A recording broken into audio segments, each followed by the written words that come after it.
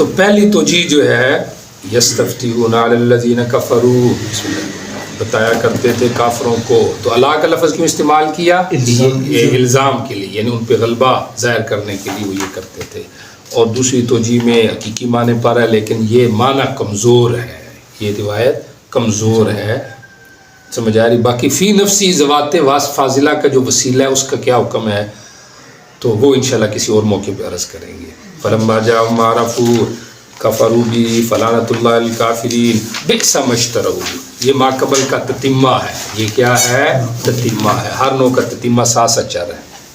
بئس ما اشتروا، بہت بری ہے وہ چیز کہ پسند کر لیا انہوں نے، سمجھ آ رہی؟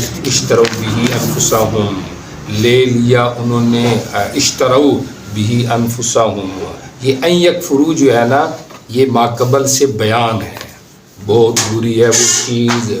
اب وہ بہت بری کیا چیز ہے؟ ان یکفروا بما انزل اللہ، یہ کہ وہ انکار کرتے ہیں بما انزل اللہ، اس کا جو اللہ نے اتارا. بئس ما اشتروا، بہت برا ہے وہ جو انہوں نے اپنے لیے پسند کیا. اشتروا بھی، پسند کر لیے انہوں نے اپنے آپ کے لیے. وہ کیا چیز ہے جی؟ ان یکفروا، کفر کرنا، یہ بہت بری چیز ہے جو انہوں نے پسند کر لی ہے. بما انزل اللہ، وہ انکار کر رہے ہیں اس کا جو اللہ نے اتارا. بغین، انکار کی علت ہے بوجہ بغی اور عداوت اور ضد اور حسد کے. سمجھ آ رہی ہے؟ حسد کے، ضد کے، سمجھ آ رہی ہے؟ اس وجہ سے انہوں نے انکار کیا. ان ینزل اللہ، یہ بغین، حسد کیوں ہے یہ اس کی وضاحت ہے. بغی ہے بوجہ اس کے، یہ انکار ہے بوجہ اس کے، علت ہے ما قبل کی. ٹھیک ہو گیا؟ بغین حسد ہے، بغاوت ہے، انکار ہے، اس وجہ سے ہے. سمجھ آ رہی ہے؟ انکار اس بات کا ہے کہ ینزل اللہ، اللہ اتار ہے اپنا فضل اوپر جس کے چاہتا ہے، من عباد، اپنے بندوں میں سے. ہے آپ کی بات سمجھ؟ یعنی انہوں نے کفر کیوں کیا؟ اس لیے کہ ان کے اندر حسد ہے. حسد کیوں ہے؟ حسد یہ ہے جو تفصیل آپ نے پڑھی ہے کہ نبی بنو اسماعیل سے آیا ہے، حالانکہ آنا بنو اسحاق سے چاہیے تھا. تو حسد کر رہے ہیں، تو انکار کر رہے ہیں وہ بغض کی وجہ سے. این ینزلہ کا مفعول بھی چاہے بنا دی یکفرو کا، وہ انکار کر رہے ہیں اللہ کی قرآن کا. کیوں انکار کر رہے ہیں؟ ٹھیک ہو گیا؟ اس وجہ سے کر رہے ہیں کہ اللہ اپنا فضل جس پہ چاہ رہا ہے اتارا اپنے بندوں سے. اصل ترجمہ دیکھیں، کفر کر رہے ہیں، یہ کفر انہوں نے لے لیا بہت برا ہے. کفر کس چیز کا کر رہے ہیں؟ اللہ کی قرآن کا. اور کیوں کر رہے ہیں؟ حسد کی وجہ سے ہے. اور حسد اس وجہ سے ہے کہ اللہ نے نبی بنو اسماعیل سے بھیج دیا اور یہ چاہتے تھے کہ بنو اسحاق میں سے ہونا چاہیے. تو کبھی اپنے علاقے میں جاؤ تو کسی عالم کو دیکھو اس کے بڑے مرید ہیں، تو انسان کو حسد میں نہیں جانا چاہیے. سمجھ آ رہی کہ نہیں آ رہی؟ ضد میں نہیں جانا چاہیے، بلکہ اور دعا کرنی چاہیے اس کے لیے. بڑا مشکل کام ہے، سمجھ آ رہی؟ کسی کی نیکی کو دیکھ کے اس پہ صبر کرنا یہ بڑا مشکل کام ہے. فباؤ بغضب، پس وہ لوٹے. فباؤ، یہ پیچھے بھی لفظ گزر چکا ہے، یاد ہوگا آپ کو. فباؤ کا معنی کیا تھا استحقوا، پس وہ مستحق ہوئے ہیں ساتھ ایک غضب کے اوپر ایک غضب کے، ایک غضب اوپر ایک غضب کے، یعنی کئی ناراضگیاں ان کے اوپر اللہ کی طرف سے ہو گئی. بغضب لا غضب پیچھے سے بھی لگا سکتے ہو. ایک غضب انبیاء کی تکذیب، دوسرا غضب انبیاء کا قتل. ٹھیک ہو گیا؟ بغضب علی غضب، بغضب، سمجھ آ رہی؟ ایک غضب اوپر ایک غضب کے، تو اس سب کے ساتھ وہ لوٹے. سمجھ آ رہی؟ یعنی یا تو بغضب لا غضب کو آپ دو چیزیں بنا لو، یا یہ کنایہ کر لو، مبالغہ ہے یعنی اس میں، یعنی ان کے اوپر اللہ کا بہت زیادہ غضب ہوا. سمجھ آ رہی؟ اللہ کی ناراضگی ہوئی. اور ناراضگی کے جو اسباب ہیں وہ کیا تھے؟ یہ ساری چیزیں جو پیچھے گزری ہیں، یا پھر ایک نبی کے انکار ایک غضب آیا، اور قرآن کے انکار کی وجہ سے دوسرا غضب آیا. وللکافرین تخویف، اور کافروں کے لیے عذاب مہین و رسوا کرنے والا. تو انواع خمسہ ہر ایک کا تتمہ ساتھ آیا کہ نہیں ذہن میں آیا؟ تتمہ ایک دفعہ دیکھ لیں ذرا. پہلی نو کا تتمہ کہاں سے تھا؟ آیت نمبر 62، ان الذین آمنوا والذین عادوا والنصارى، یہ تتمہ ما قبل کا. دوسری نو اور خطاب، اس کا تتمہ کہاں پر؟ آخری دو آیتیں. بلا من کسب سیئۃ وأحاطت بہ خطیئتہ، تیسری نو جو تھی اس کا تتمہ کدھر سے ہے؟ اولئک الذین اشتروا الحیاۃ الدنیا بالآخرہ. چوتھی نو کا تتمہ جی وہ کہاں سے تھا؟ وقالوا قلوبنا غلف غلف. اور پانچویں نو لما جاؤں اس کا تتمہ کیا تھا؟ بئس ما اشتروا بانفسهم. اب آخر میں وَإِذَا قِيلَ مَا آمِنُوا بِمَا أَنزَلَ اللَّهُ، یہ ان کا ایک قول ٹھیک ہو گیا، یاد ہے؟ یعنی شکوہ کہہ لیں اس کو، زجر کہہ لیں اس کو، آپ کی مرضی ہے، اس کو نقل کر کے اس کے جوابات ذکر کیے گئے. آ رہی کہ نہیں سمجھ آ رہی؟ وَإِذَا قِيلَ لَهُمْ دیکھیں، اور آیت کا عنوان میں نے آپ کو بتا دیا، یہ شکوہ ہے، ماقبل سے ربط آپ کو بتا دیا ہے کہ یہ ان کا ایک قول تھا، یعنی یہود کا جو مجیدین ہے، سمجھ آ رہی، یا سابقین ہے، اس کو رد کیا گیا. اس یعنی شبہ کا جواب کہہ لیں بھئی ان کے پاس جب اپنی کتاب ہے تو وہ اس کو مانیں گے، ہمارے پاس اپنی ہم اس کو مانیں گے. وہ جیسے آج کل کا نظریہ چل رہا ہے، وہ جی کسی کو اپنا مذہب چھوڑو نہیں اور کسی کو چھیڑو نہیں. یہ بھی ایک نکتہ چلتا ہے نا، اپنا مذہب چھوڑو نہیں اور کسی کو چھیڑو نہیں. تو ٹھیک ہے، اپنا مذہب چھوڑو نہیں چھیڑو نہیں، تو چھیڑنا تو واقعتاً نہیں چاہیے، بات تو ٹھیک ہے، لیکن جو حق بات ہے وہ تو لوگوں کو بتانی چاہیے. اب اس میں اگر کوئی بندہ سمجھے کہ مجھے چھیڑا جا رہا ہے، سمجھ آ رہی ہے، تو وہ تو اس کا قصور ہے نا. اور بعض اوقات چھیڑنا لازم بھی ہو جاتا ہے. اب مریض ہے، سمجھ آ رہی ہے، اب اس کو نعوذ باللہ، سمجھ آ رہی ہے، کوئی مسئلہ ہو گیا، کینسر ہو گیا، تو اس کو تو کاٹنا ہے. آ رہی کہ نہیں سمجھ آ رہی؟ تو یہ بات غلط ہے، اللہ نے جو چھیڑا ہے، سمجھ آ رہی؟ ہاں، حسد ضد کی وجہ سے نہیں چھیڑنا چاہیے، اصلاح کی نیت سے. تو انبیاء نے کہا ہے وَإِذَا قِيلَ لَهُمْ، آپ وسلم گزرے نا صحابہ کے وفد کے ساتھ، عبداللہ ابن ابی اور دوسرے لوگ کھڑے تھے، تو نبی علیہ السلام بات توحید کی کرنے لگے، تو آگے منافق، وہ جی آپ ہماری مجلس میں آ جاتے ہیں، آپ ادھر ہی رہا کریں، جس کو ضرورت ہوگی تو ہم وہ آپ کے پاس آ جایا کریں گا. سمجھ آ رہی ہے؟ تو آگے ثابت انہوں نے کہا نہیں یا رسول اللہ، آپ آیا کریں ہمارے پاس. پھر نبی علیہ السلام کو بڑا عجیب لگا. آپ جس صحابی کی تعزیت کے لیے جا رہے تھے اس کو جا کے بتایا، وہ انصار کا بڑا تھا، کہ عبداللہ ابن ابی نے یہ بات کی ہے. تو اس نے آپ کو تسلی دیا، رسول اللہ پریشان نہ ہوں، اصل میں اس کی چدراہٹ آپ کی وجہ سے ختم ہو رہی تھی. آ رہی کہ نہیں سمجھ آ رہی؟ آج مولویوں کو آگے کیوں نہیں آنے دیتے؟ اس وجہ سے کہ ان کی چدراہٹ ختم ہوتی ہے، لیکن نہ آنے کا لانے کا طریقہ وہ یہ نہیں کرتے کہ وہ یہ کہتے ہیں کہ مولوی آگے نہیں آنے چاہیے. کبھی یہ بھی کہہ دیتے ہیں، انہوں نے مولویوں کو ایک دوسرے کے پیچھے لگا دیا. سمجھ آ رہی کہ نہیں آ رہی؟ کہ کوئی بھی نہ آگے آئے. وَإِذَا قِيلَ لَهُمْ، اور جب کہا جائے ان سے آمنوا، اب توجہ کریں، یہ ان کے اوپر زجر بھی ہے، ان کے شکوہ بھی ہے، اور ان کے ایک سوال کا جواب بھی ہے، کئی جوابات ہیں. اور جب کہا گیا ان سے آمنوا، ایمان لو بما، اس کتاب پہ جو اللہ نے اتاری، قالوا، کہتے ہیں، انؤمنو، ہم ایمان لائے اس کتاب پہ، ہم تو مانیں گے اس کتاب کو جو ہمیں دی گئی، وَيَكْفُرُونَ، اور انکار کریں گے ان ساری کتابوں کا جو اس کے علاوہ ہے. بس ہمارے پاس موجود جو ہے نصاب، ہمیں کسی اور نصاب کی ضرورت نہیں ہے. آ رہی کہ نہیں سمجھ آ رہی؟ قرآن کو جدھر ہے نا ادھر ہی جانے دینا، خام خواہ کسی کے اوپر بھی نہیں لگانا. ورنہ اگر میں چاہوں تو ادھر تبلیغوں کو بھی پھیرے دے سکتا ہوں، لیکن پھیرے نہیں دینے چاہیے. ٹھیک ہے، قرآن اور حدیث سب ایک ہی چیز ہے. اگر کسی جگہ کوئی فرق ہے تو اس کی اصلاح کرنی چاہیے. کیا خیال ہے؟ اچھا جی، نؤمن بما انزل علینا، ہم مانیں اس کو جو ہماری طرف اتاری گئی، ویکفرون، اور انکار کرتے ہیں اس کا جو اس کے علاوہ ہے، وہو الحق. پہلا جواب کیا ہے؟ پہلا جواب اللہ کہتے ہیں یہ کیا ہوا جی، ہم صرف اپنی کتاب مانیں گے، قرآن نہیں مانیں گے، حالانکہ هو الحق، قرآن کیا ہے؟ سچا ہے. تو سچا تو جو بھی اس کو ماننا چاہیے، بھی سچی بات جو بھی کرے ماننی چاہیے. تو پھر یہ کیا بات ہے ہم اپنی مانتے وہ نہیں مانتے؟ بھی تورات کو ماننے کی علت بھی سچ ہونا ہے، تو وہی سچائی کس میں پائی گئی ہے؟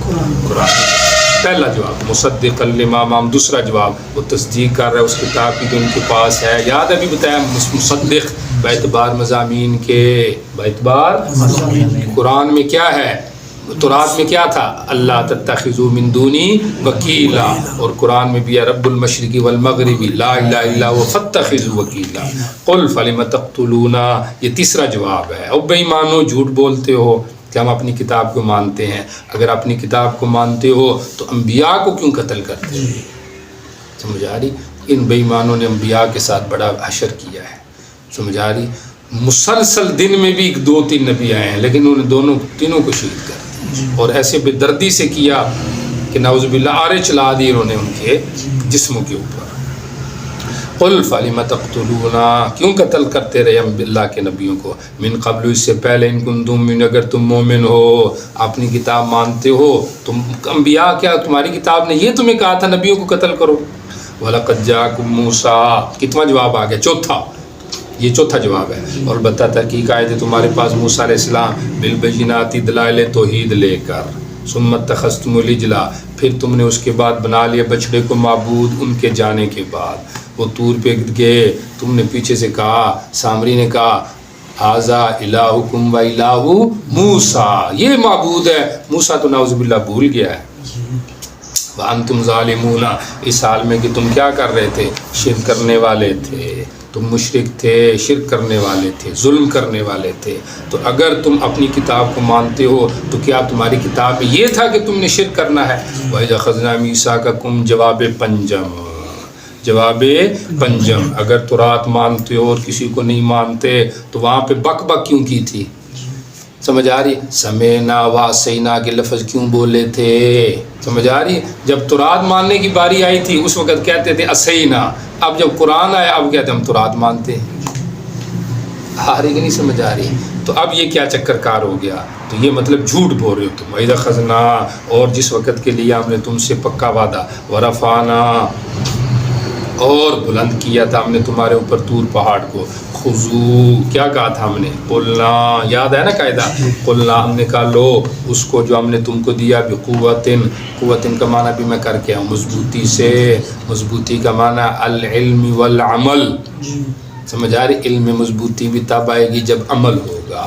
اور میں نے کہا تھا بالدرس والتدریس، پڑھے بھی صحیح اور پڑھائے بھی صحیح، پڑھے بھی صحیح اور پڑھائے بھی صحیح۔ سبحان اللہ، اس سے آتی ہے بندے میں قوت، طاقت آتی ہے، جسمانی طاقت بھی آئے گی، روحانی طاقت بھی آئے گی، سمجھ آ رہی ہے؟ وَاسْمَعُوا، اور توجہ سے سنو اس تورات کو، قالوا، تو وہ کہنے لگے آگے سے، سمینا، ہم نے سن لیا کانوں سے، اسینا، افعال سے ہم نے انکار کر دیا، سن تو لیا ہے لیکن عمل شمل ہم نے کرنا کوئی نہیں۔ سمینا واسینا کا ترجمہ سمجھ آ گیا؟ یا سمینا کا مطلب کہنے لگے سمینا، ہم نے سن لیا لیکن نتیجہ یہ نکلا کہ انہوں نے اس پہ عمل نہیں کیا، تو عصینا، گویا کہ انہوں نے کہہ دیا عصینا۔ دونوں ترجمے میں تھوڑا سا فرق ہے، یعنی سنا بھی ہم نے اور زبان سے ہی کہا عصینا، سمینا و عصینا، سن لیا لیکن عمل نہیں کریں گے، عصینا بالقول یا عصینا بالفعل، عمل، ٹھیک ہو گیا؟ دونوں ترجمے۔ وَأُشْرِبُوا، اور پلا دی گئی ان کے دلوں میں بچھڑے کی محبت، بِكُفْرٍ، بسبب ان کے کفر کے، بچھڑے کی محبت ان کے دل میں آ گئی، اور ایسے پلا دی گئی کہ یہ اس سے ہٹنے کے لیے پھر تیار نہیں ہوئی۔ بات سمجھ آ رہی؟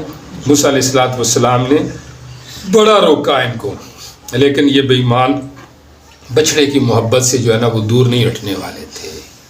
قُلْ بِئْسَ مَا يَأْمُرُكُمْ، کہہ دیجئے بہت بری ہے وہ چیز جس کا تمہیں تمہارا ایمان حکم دے رہا ہے۔ اور وہ کیا حکم دے رہا تھا؟ یہ قرآن نہیں، یہ کتاب، قرآن نہیں تورات، یہ ایمان اگر تمہارا یہی ہے نا کہ ہم اپنی کتاب مانیں گے، یہ نہیں مانیں گے، تو تفریق بینہ کتب اللہ، یہ تمہارا ایمان تو بہت برا ہے۔ پھر ان کنتم مومن، اگر تم مومن ہو تو اللہ کی کتاب میں تضاد پیدا کرتے ہو بے ایمانو، تورات مانتے ہو قرآن نہیں مانتے، تو قرآن کتابیں تو دونوں اللہ کی ہیں۔ ترجمہ سمجھ میں آ گیا؟ بہت برا ہے۔ قل ان کان لکم، اب یہ زجر آ گئی ہے، اب ان کی زجر کی ساعت پر ہے، یہ ختم ہو رہا ہے باب، آخر میں زجریں آ گئی ہیں، ٹھیک ہو گیا؟ زجر یہ تھی، انہوں نے کہا جی وہ جو پیچھے گزر لن تمسنا النار الا ایاما معدودہ، جنت کے ٹھیکیدار تو کیا ہیں؟ ہم ہیں، اس کے اوپر زجر۔ قل کہہ دیجئے ان کان لکم الدار، اگر ہے تمہارے لیے آخرت کا گھر عند اللہ، اللہ کے ہاں، خالصتاً، بغیر مومنین کے، الناس سے مراد یہود کے علاوہ باقی لوگ، یہودیوں کے علاوہ باقی لوگ نہیں جائیں گے، صرف تم جاؤ گے۔ کہتے تھے نا لن يدخل الجنت الا من کان ہودا، جنت میں صرف یہودی جائیں گے، اور نصارہ کہتے تھے لن يدخل الجنت الا من کان نصارا۔ اللہ نے کہا قل فاتوا بکتابکم برہانکم، وہ لاؤں ہاں کدھر ہے کتاب؟ اس میں کہیں لکھا ہوا ہے کہ یہودی جائیں گے اور نہیں جائیں گے؟ فتمنوا الموت، پس تمنا کرو نا موت کی، ان کنتم صادقین، اگر تم سچے ہو۔ وہ جنت میں جانا ہے تو مار کے ہی جانا ہے نا، تو کرو تمنا موت کی۔ ولن یتمنونه، رد ہرگز نہیں تمنا کریں گے اس کی کبھی بھی، بما قدمت، بسبب ان گندے اعمال کے جو ان کے ہاتھوں نے کیے ہیں۔ ان کو پتہ ہے ہمارا نامہ اعمال کیا ہے، گندا ہے، تو جب گندا ہے تو پھر نہیں کریں گے تمنا۔ دعا کرو نا اللہ سے، یا اللہ ہمیں شہادت کی موت دے دے، کرو دعا، سمجھ آ رہی، لیکن نہیں کریں گے۔ واللہ، اور اللہ خوب جاننے والا ہے ظالموں کو۔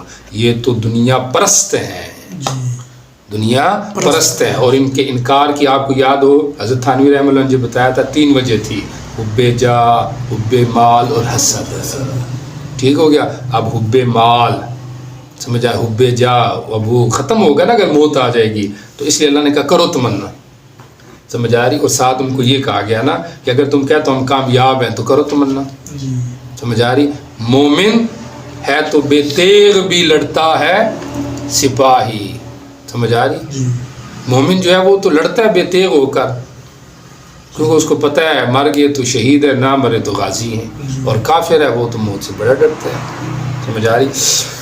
اچھا جی، وَلَا تَجِدَنَّهُمْ، یہ اسی شکوے کی ساری تفصیلیں چل رہی، البتہ ضرور پائے گا تو ان کو احرص الناس، رد ہے ان کے اوپر، وہی چل رہا ہے، لوگوں میں سے زیادہ لالچی زندگی پر، یہ زندگی کے بڑے حریص ہیں، موت سے ڈرنے والے ہیں۔ وَمِنَ الَّذِينَ اشْرَكُوا، یہ من الذین کا تف کس پر ہے؟ احرص الناس اور احرص الذین اشرکوا، یہ الناس کے اوپر عطف ہے، پائے گا ان کو عام لوگوں سے زیادہ لالچی اور مشرکوں سے بھی زیادہ لالچی ہیں یہ زندگی کے، عطف کے اوپر لکھ لو، خیال رکھو، من الذین اشرکوا کا عطف الناس کے اوپر ہے، پائے گا تو ان کو زیادہ لالچی لوگوں میں سے اوپر زندگی کے عام لوگوں سے زیادہ ان یہ حریص ہیں۔ من الذین اشرکوا، مشرکوں سے بھی زیادہ، یہ من الذین اشرکوا کی تخصیص کیوں کی ہے؟ کیونکہ مشرک تو قیامت کو مانتے ہی نہیں، اور یہ مانتے ہیں لیکن پھر بھی ان کا دل نہیں کرتا کہ مریں، تو اگر سچے ہیں کہ جنت ان کی ہے تو پھر کرو نا تمنا موت کی۔ ٹھیک ہو گیا؟ اور اس میں علماء نے لکھا ہے کہ یہ مباہلے کا چیلنج ہے۔ جس کا چیلنج ہے یہ مباہلے کا ہے، آؤ جی مباہلہ کرتے ہیں۔ مباہلہ یہی ہوتا ہے، 2 فریق مل کے اللہ سے دعا کرتے ہیں، یا اللہ جو ہم میں سے برا ہے اس کو موت دے دے، تو آخر میں مباہلے کا چیلنج، زجر بھی ہے، مباہلے کا چیلنج بھی ہے، چلو جی کرو موت کی تمنا، جو سچے اللہ اس کو موت دے دے، کہا یہ نہیں مباہلہ کریں گے۔ یود احدہم، پسند کرتے ان میں سے ایک، لو یعمر، کاش کہ اس کو عمر دی جائے 1000 سال، یہ تو 1000 سال 1 صدی زندہ رہنا چاہتے ہیں، تو یہ کیسے تمنا کریں گے؟ مباہلے میں آئیں گے۔ ما ہوا، حالانکہ ہوا، توجہ کرے، ہوا مبدل من ہوا ہے، این یعمر اس سے بدل ہے، اور نہیں ہے وہ عمر دیا جانا، ہوا کا ترجمہ سمجھ لیں، اور نہیں ہے وہ عمر دیا جانا، بمزحزحہ، ہٹانے والا اس ایک کو، من العذاب، عذاب سے، 1000 سال زندہ بھی رہے نا تب بھی مرنا ہی مرنا ہے، چونکہ ان کا ایک دستور تھا، الف سنت، ان کو یہ دعا کے طور پہ بولتے تھے، اش الف سنہ، اللہ تیری عمر 1000 سال لمبی کرے، تو اللہ نے وہی کہا 1000 سال مل بھی جائے تب بھی موت ہے۔ موسیٰ علیہ السلام نے کہا تھا نا کہ یا اللہ اگر زندگی مل گئی تو پھر کہا موت ہے، کہا پھر ابھی موت ہے۔ ترجمہ سمجھ آ گیا؟ مباہلے کا چیلنج ہے، ان کے اوپر شکوہ اور زجر بھی ہے، اور ان کے اس وہم کا بھی دفیہ تھا، وہ یہ جنت ہماری ہے، نحن ابناء اللہ احباؤہ، کا کرو مباہلہ کرو موت کی تمنا، حالانکہ یہ تو 1000 سال زندہ رہنا چاہتے ہیں۔ واللہ بصیر، اور اللہ خوب دیکھنے والا ان اعمال کو جو یہ کرتے ہیں، اللہ کو سب پتہ ہے، اور اللہ ان کو ان کے مطابق کیا دے گا؟ جزا دے گا۔ تو یہ توجہ کریں، نوع خامس کا جو تتمہ ہے وہ تو بے سمجھ طرح سے ہو گیا، اور 91 سے ان کے قول کے مختلف جوابات ہو گئے۔ تو آج کے سبق میں ہمارا باب ثانی جو تھا وہ مکمل ہو گیا، سمجھ آ رہی؟ پہلے فصل ثانی، باب اول کا فصل ثانی، فصل ثانی میں کتنے انواع کا ذکر تھا؟ 5 یا 5 خطابات جو بھی کہیں۔ پہلے خطاب کا حاصل کیا تھا؟ 8 نعمتیں اور 2 نعمتیں، کہ تمہارے بڑوں پہ ہم نے یہ احسان کی، یاد کرو نعمتیں، ایمان لے، ٹھیک ہو گیا۔ اور پھر دوسری نوع کا کیا حاصل تھا؟ کہ ہم نے نعمتیں کی لیکن انہوں نے خباثتیں کی، نقض العہد کیا، حیل فی احکام اللہ کیا، قتل النفس کیا، اور پھر وہ 5 گروہ میں تقسیم بھی ہوگی۔ تیسرے نوع کا حاصل کہ تم جو ہو، تم تم بھی تو نقض التوحید کر رہے ہو، نقض الاحسان کر رہے ہو، سفک الدماغ کر رہے ہو، اخراج الانفس کر رہے ہو، تو تم بھی تو ان سے پیچھے نہیں ہونا۔ پھر ان کے بڑوں کی طرف چلے گئے کہ تمہارے بڑے جو تھے ان میں صرف یہ بات سے نہیں، قتل النفس اور تکذیب رسول بھی ہے۔ اور پھر ان کی طرف خطاب کیا کہ تم بھی انبیاء نبی کے پہلے کہتے تھے آئے گا مانیں گے، اور جب آ گیا تو تم نے بھی آگے سے اس کا انکار کر دیا، فلعنۃ اللہ للکافرین۔ اور رہ گیا تمہارا یہ شبہ کہ ہم تو اپنی کتاب مانتے اوروں کو نہیں مانیں گے، تو اس کے 5 جوابات دیے کہ، اور آخر میں کہا آؤ مبالغہ کرو، جو جھوٹا ہے اس کے اوپر اللہ کی موت آ جائے، لیکن فرمایا یہ کبھی بھی مبالغہ کرنے کے لیے تیار نہیں۔ یہ تو ان کے اندر دنیا اور حب جاہ اور حب مال سے بھرے ہوئے ہیں، یہ کیسے تمنا کریں گے موت کی؟